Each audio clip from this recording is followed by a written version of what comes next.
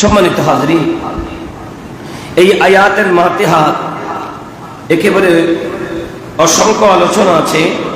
ফাইয়া আইয়ুহাল মুমিনুনাল আশিকুন, I মুস্তাফার Ashiq ইমানদার ভাই, ইলামু জেনে রাখো, আন্না তাযীমার রাসূল সাল্লাল্লাহু তাআলা আলাইহি ওয়াসাল্লাম ফরদুন আলা কুল্লি মুসলিম।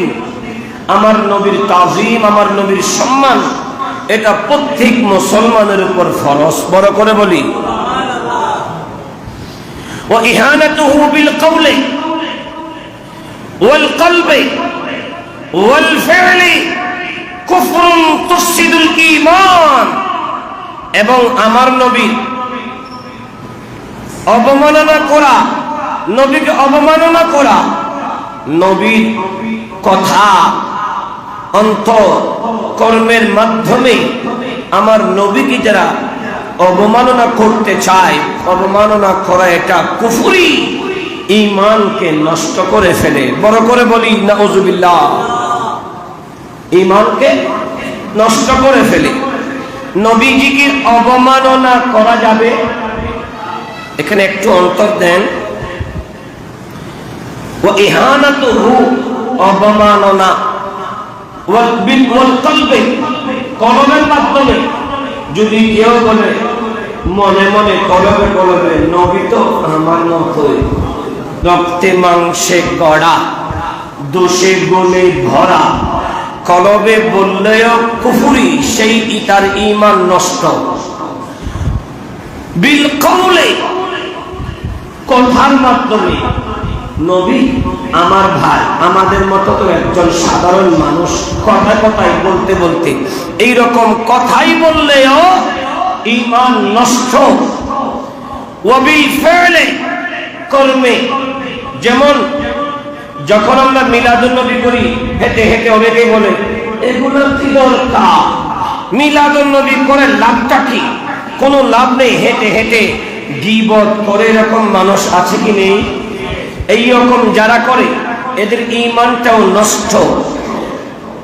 বলছেন কুফরুন তুফসিদুল ঈমান, এটা কুফরি এবং ঈমানকে নষ্ট করে।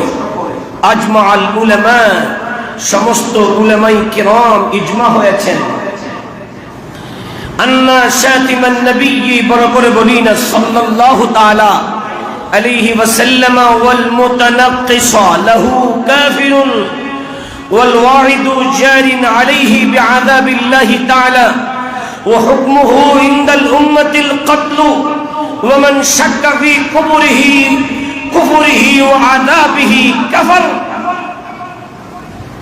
সমস্ত ইমামগণ একমত হয়েছেন, ঐক্যমত হয়েছেন, আমার নবীকে কেউ গালি দে, গালি দাতা, নবীর শানে হাস্যকারী, নবীকে সিক্স প্যাক বর্ণেওয়ালা, নবীকে উম্মি মূর্খ যারা বলে, এইরকম যারা বলে এরা কাফের। এদের উপর আল্লাহর শাস্তির হুঁশিয়ারি কার্যকরী। উম্মতের নিকট তার হুকুম হলো ওই ব্যক্তিকে হত্যা করা। বড় করে বলি না নাউযুবিল্লাহ।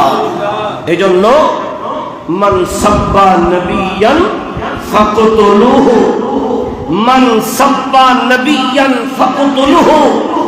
আমার নবীর শানে গুস্তাখি যারা করে এদের একটাই শাস্তি, তাদেরকে কতল করতে হবে, হত্যা করতে হবে।